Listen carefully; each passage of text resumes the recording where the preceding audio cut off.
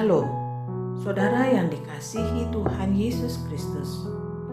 Gereja Tuhan dalam Alkitab digambarkan dengan berbagai kiasan, dan beberapa yang saya catat, gereja Tuhan digambarkan sebagai tubuh Kristus, sebagai bangunan rohani, sebagai perempuan atau istri yang melahirkan anak-anak ilahi, sebagai mempelai Kristus, sebagai gadis-gadis yang menantikan kedatangan mempelai, sebagai carang anggur, serta sebagai domba yang digembalakan oleh gembala yang baik. Dan pada kesempatan kali ini kita akan membahas firman Tuhan tentang gereja sebagai tubuh Kristus. Marilah kita buka firman Tuhan yang terambil dari 1 Korintus 12 ayat 27. Demikian bunyi firman Tuhan. Kamu semua adalah tubuh Kristus dan kamu masing-masing adalah anggotanya. Amin. Saudara yang dikasihi oleh Tuhan Yesus Kristus, kita semua adalah bagian dari tubuh Kristus dan Tuhan Yesuslah yang menjadi kepalanya. Kolose 1 ayat 17 sampai 19 mengatakan, Ia ada terlebih dahulu dari segala sesuatu, dan segala sesuatu ada di dalam Dia. Ialah kepala tubuh, yaitu jemaat. Ialah yang sulung, yang pertama bangkit dari antara orang mati, sehingga Ia yang lebih utama dalam segala sesuatu. Karena seluruh kepenuhan Allah berkenan diam di dalam Dia. Sebagai anggota tubuh yang melekat kepada kepala, yaitu Kristus, maka kita harus tunduk kepada Tuhan Yesus agar kita menerima pertumbuhan ilahi, yaitu hidup baru dengan pribadi yang berkarakter Kristus. Dalam Kolose 2 ayat 18 sampai 19 mengatakan, Janganlah kamu biarkan kemenanganmu digagalkan oleh orang yang pura-pura merendahkan diri dan beribadah kepada malaikat, serta berkanjang pada penglihatan-penglihatan dan tanpa alasan membesar-besarkan diri oleh pikiran yang duniawi, sedang ia tidak berpegang teguh kepada kepala, dari mana seluruh tubuh yang ditunjang dan diikat menjadi satu oleh urat-urat dan sendi-sendi menerima pertumbuhan ilahinya. Jadi saudara yang dikasihi oleh Tuhan, kita berpegang teguh kepada Kristus yang adalah kepala, dan dari Dia kita akan menerima pertumbuhan ilahi. Sebagai bagian dari tubuh Kristus, gereja Tuhan dan juga umat Tuhan menerima karunia-karunia yang berbeda, namun semua adalah satu di dalam roh. Digambarkan dalam 1 Korintus 12 ayat 12 sampai 18. Silahkan Anda membacanya sendiri. Anggota tubuh itu ada yang menjadi tangan, menjadi kaki, menjadi mata, dan masih banyak lagi. Akan tetapi perbedaan itu bukanlah berbicara tentang perbedaan karakter atau sifat manusia lama, tetapi kepada karunia yang Roh Kudus berikan untuk pekerjaan pembangunan gereja Tuhan.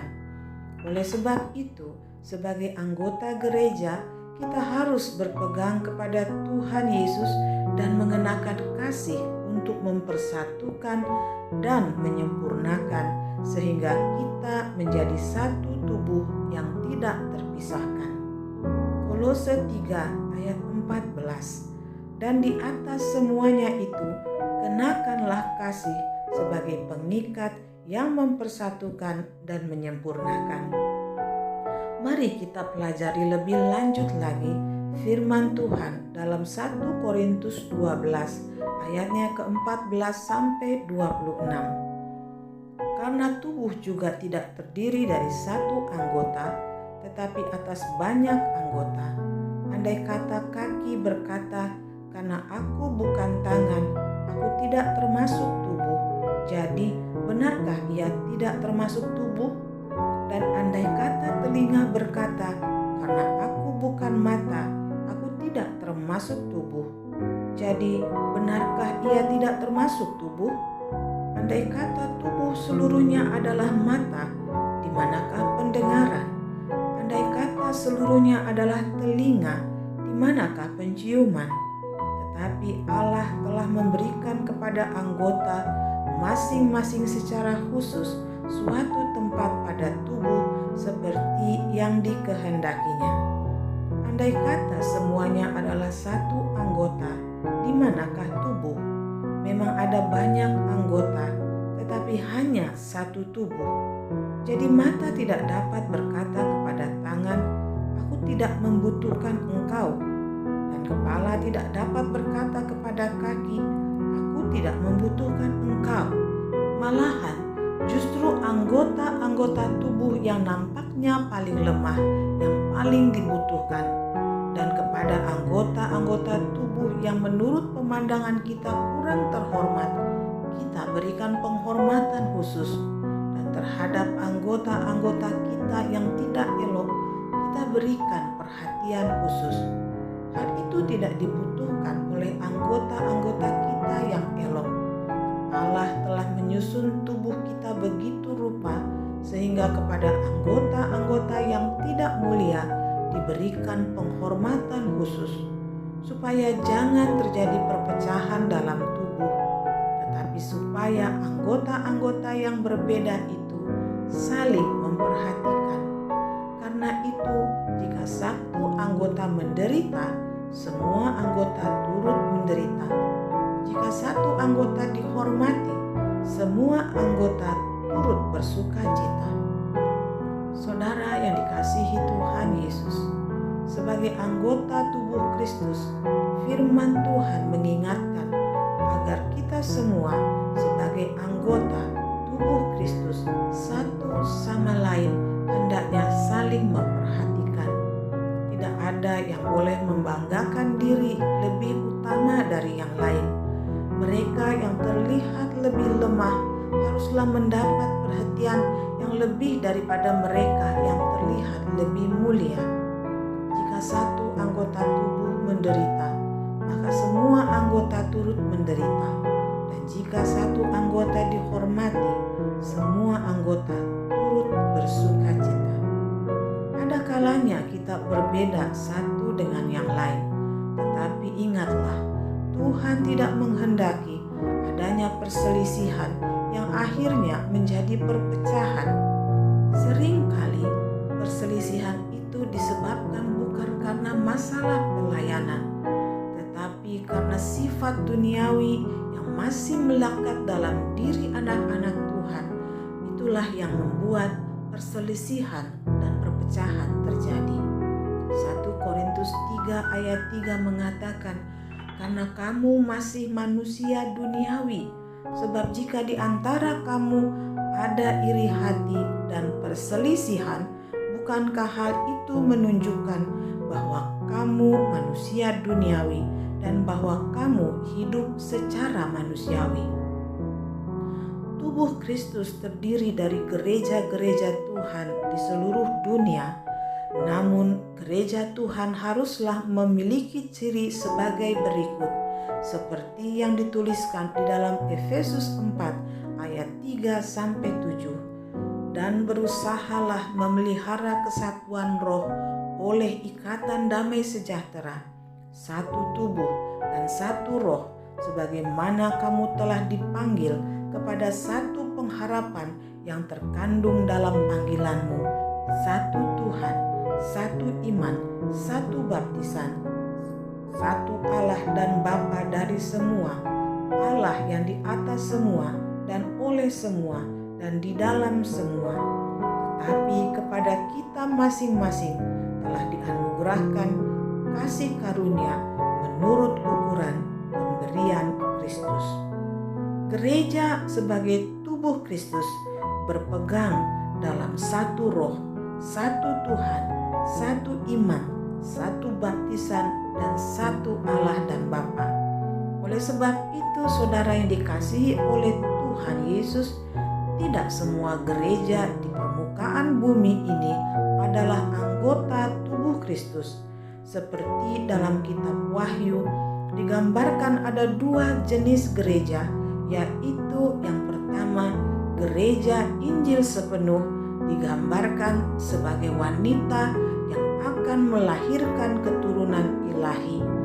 Dan yang kedua adalah gereja sesat yang digambarkan sebagai perempuan, yaitu pelacur yang duduk di atas binatang. Hal ini akan kita pelajari nanti jika Tuhan berkenan. Oleh sebab itu, kita pelajari juga bahwa gereja mula-mula sebagai gambaran tubuh Kristus yang benar haruslah menunjukkan ciri seperti yang dituliskan di dalam Kisah Para Rasul 2 ayat 41 sampai 47. Orang-orang yang menerima perkataannya itu memberi diri dibaptis, dan pada hari itu jumlah mereka bertambah kira-kira 3.000 jiwa. Mereka bertekun dalam pengajaran rasul-rasul dan dalam persekutuan, dan mereka selalu berkumpul untuk memecahkan roti dan berdoa. Maka ketakutanlah mereka semua, sedang rasul-rasul itu mengadakan banyak mujizat dan tanda. Dan semua orang yang telah menjadi percaya tetap bersatu, dan segala kepunyaan mereka adalah kepunyaan bersama. Dan selalu ada dari mereka yang menjual harta miliknya, lalu membagi-bagikannya kepada semua orang sesuai dengan keperluan masing-masing. Dengan bertekun dan dengan sehati, mereka berkumpul tiap-tiap hari dalam bait Allah. Mereka memecahkan roti di rumah masing-masing secara bergilir dan makan bersama-sama dengan gembira dan dengan tulus hati, sambil memuji Allah. Dan mereka disukai semua orang, dan tiap-tiap hari Tuhan menambah jumlah mereka dengan orang yang diselamatkan. Ada beberapa hal yang ingin saya tekankan tentang gereja mula-mula yang juga harus terjadi dalam gereja kita.